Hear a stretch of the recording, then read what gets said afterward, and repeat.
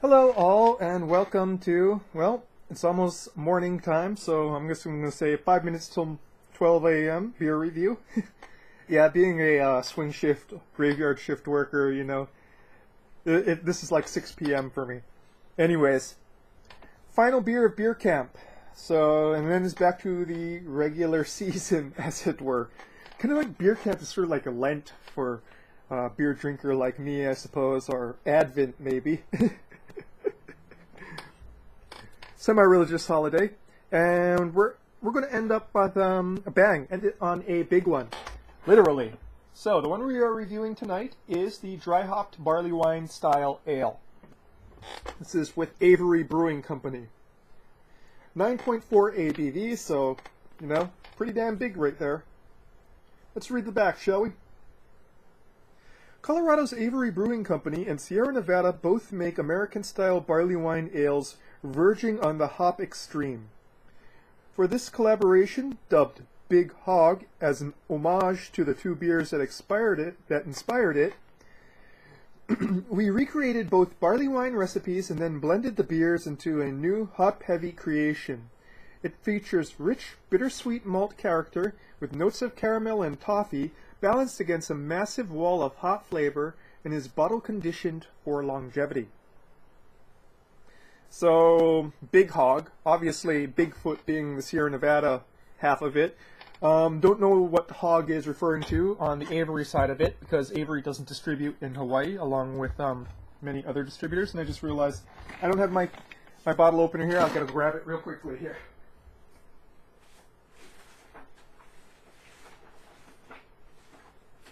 Okay, where is my bottle opener? Oh, my professional beer reviews, Thankfully, I have a secondary bottle opener. Here, it's not a good bottle opener, but it'll do for now.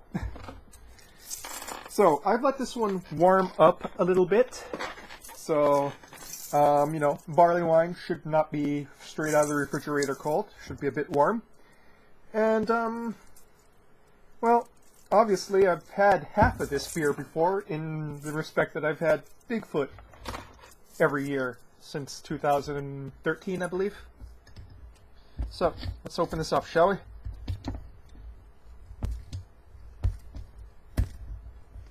And as you can see, this... Why did they make a beer opener out of aluminum? Okay, it's getting there. There we go. Really crappy one. You see, I don't know why they made the inside part rounded too, out of soft metal. But I don't have time to go and be digging around in drawers looking for my good opener. So, let's pour this out, shall we?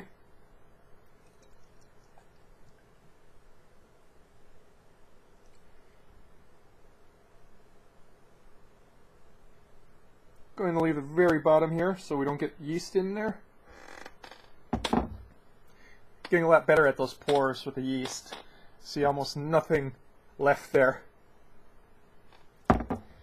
And it's a little bit lighter than Bigfoot. I would say lighter and clearer. Bigfoot's pretty brownish red, whereas this is almost an amber red to brown. And very clear. And also a bit more carbonated than Bigfoot too, I would say. Head is also lighter, beige.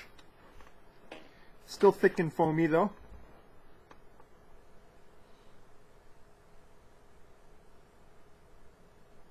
Big pine, big florals.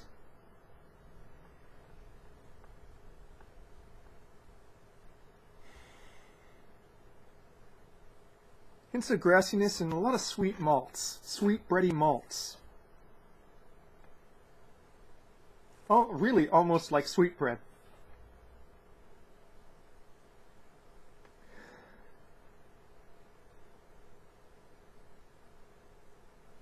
Very aromatic, I would say the floral kind of outdoes the pine needle there. Also some hints of dank. Just very slight though. Not much in the way of grapefruit though. Smells almost like a nice...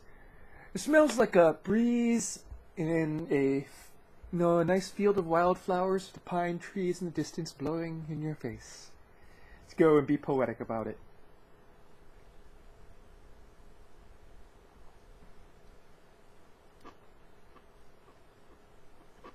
Wow, that is hop heavy indeed.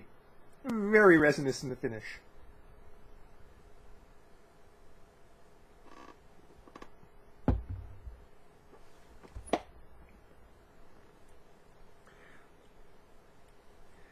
Very pine resin in the finish. Not as insanely so as Bigfoot, where it almost feels like your tongue is just shriveling under the attack.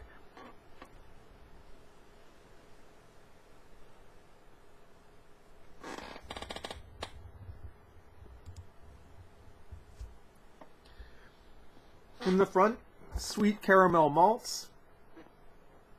Also toffee-like notes, as they said in the label. But the hops also show up in the front too. It's pretty much hop bitterness from start to finish.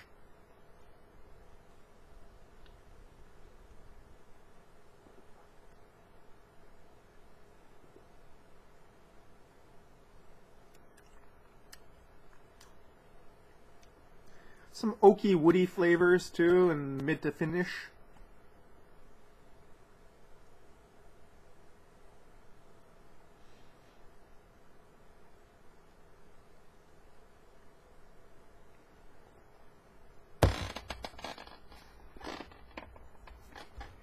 I see why they say this one can be aged, because honestly, it needs aging.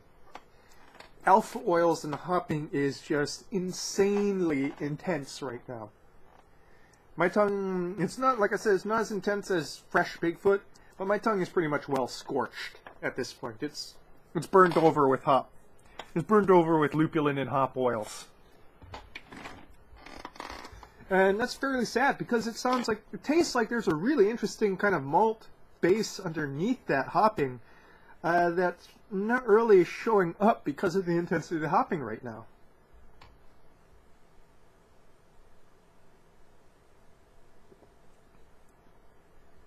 The good news is, it is fairly light. It doesn't drink like a 9.4 at all. There's no booziness.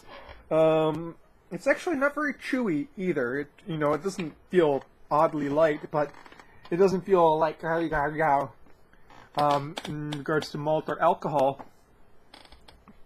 though it definitely does feel intense regarding hopping.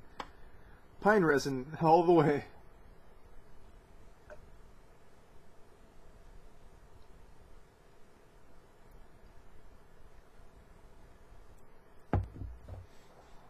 Let's see if we can get some interesting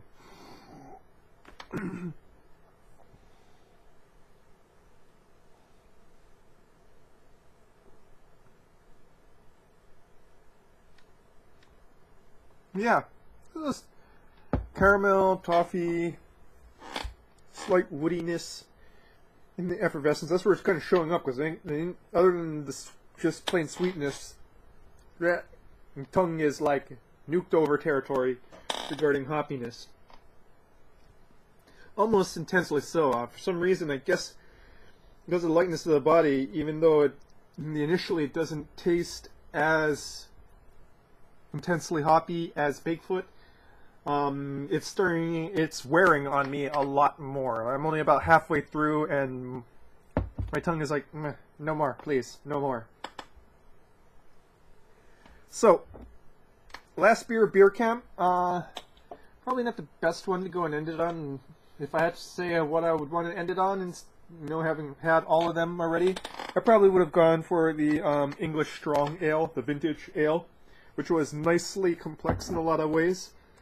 This one is a well-made beer, but it's almost one of those ones where it's like, why bother drinking it fresh? It needs 2 or 3 years to go and get this hoppiness down to manageable levels so you can taste the rest of the beer other than that really intense upfront lupulin bitterness on your palate.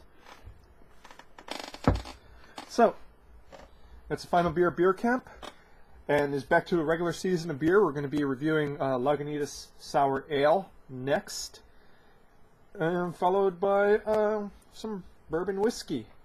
Yeah, so that's beer review for tonight, folks. Or this morning. Cheers.